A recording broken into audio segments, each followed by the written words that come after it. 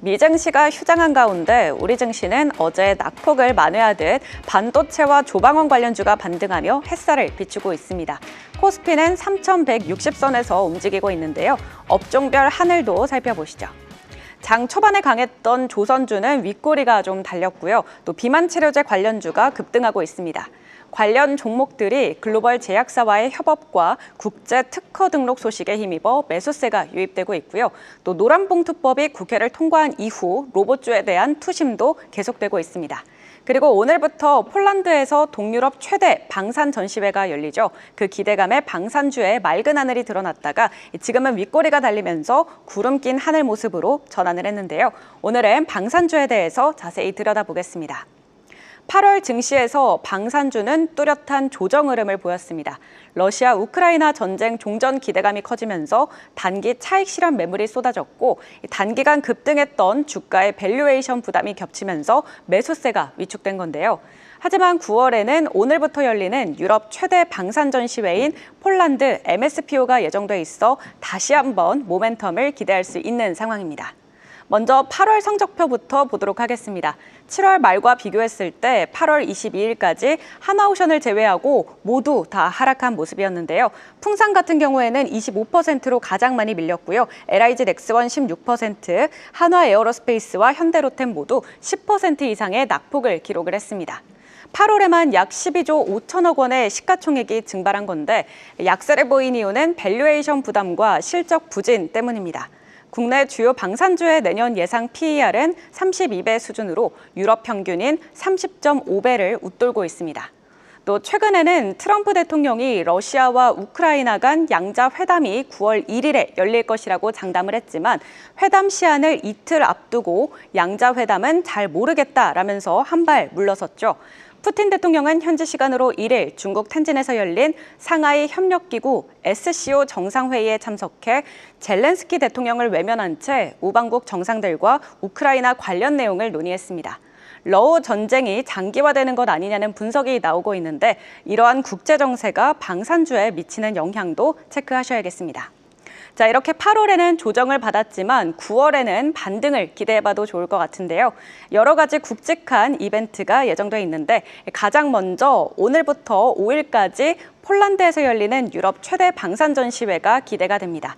한화 방산 3사와 현대로템, 카이, 풍산 등 국내 주요 업체들이 대거 참가해서 유럽 교두보를 확실히 다질 것으로 기대가 되고요. 또 9월 말에는 한국 방산업체들이 나토 방산청 회의에 참여해 나토 회원국 간 무기 체계 공동 개발과 조달을 논의할 것으로 보입니다. 단순 수출을 넘어 국제 공동개발 파트너로 자리매김할 수 있는 기회가 될 것으로 예상이 되고 있고요. 그리고 정부가 9월 중으로 2026년도 국방 예산안을 공개할 것으로 보이는데 내년에 73조 원으로 확대할 것으로 전망이 되면서 방산주들의 안정적 내수 기반을 확인할 수 있겠고 마지막으로 10월에는 항공우주 방위산업 전시회인 아덱스가 개최가 됩니다. 수출 계약 발표의 장으로 활용되는 만큼 증시의 또 다른 촉매가 될 수 있겠습니다. 자, 여기서 오늘은 MSPO 모멘텀을 받고 있는 모습인데요. 유럽 최대급 방산 전시회에 국내 메이저 기업들이 총출동했습니다. 폴란드는 최근 5년간 우리 방산 수출의 46%를 차지하는 최대 시장이 되었죠. 작년에는 김동관 하나그룹 부회장이 직접 전시장을 찾아 폴란드 대통령과 만났고 그 이후에 한화에어로스페이스는 폴란드 WB그룹과 유도탄 생산협력 MOU를 체결한 뒤 올해 현지 합작법인을 설립했습니다. 자, 이렇게 실질적인 협력 사례가 나타나면서 이번 전시회에 대한 기대감도 쏠리고 있는데요. 한화솔루션을 중심으로 통합부스를 마련해 한화방산 3사는 8조 원 규모의 폴란드 잠수함 사업인 오르카 프로젝트를 정조준하고 있습니다. 하나오션은 장보고 3급 잠수함 배치2 모델을 공개하고요. 또 하나시스템은 방공, 감시 등 현대 전장을 위한 핵심 기술을 선보입니다. 한화에어로스페이스는 K9 차세대 모델과 함께 세계 최초로 개발한 잠수함용 리튬이온 ESS를 선보인다고 하네요. 자, 그리고 가장 관심을 받는 건 현대로템인데 현대로템은 현지에서 양산될 폴란드형 K2 전차를 모형이나 시제품으로 처음 공개할 예정이라고 합니다. 지난 8월 폴란드 군비청과 K2 전차 2차 이행 계약을 체결한 만큼 이번 전시회를 통해 후속 사업 추진을 위한 홍보에도 영향을 집중할 예정이고요. 그 외에도 카이는 항공전력을 내세워서 유럽 시장 공략을 강화하고 풍산도 마찬가지로 탄약 라인업을 공개한다고 합니다. 자, 그렇다면 MSPO 이후 하반기 모멘텀과 장기 성장성은 어떨까요? 국내 방산업계는 사상 처음으로 연간 수주 100조 원을 돌파하면서 새로운 이정표를 세웠는데요. 장기 성장성 측면에서도 긍정적인 요인들이 이어지고 있습니다.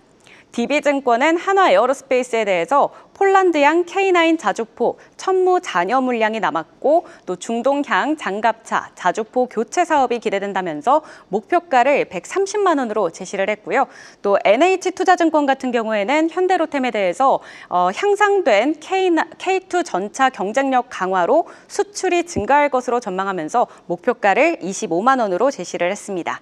마지막으로 메리츠증권은 LIG 넥스원에 대해서 2분기 실적은 좀 아쉽지만 중동향 수출이 점진적으로 증가세를 보이고 있다면서 목표가는 60만 원으로 상향 조정을 했지만요.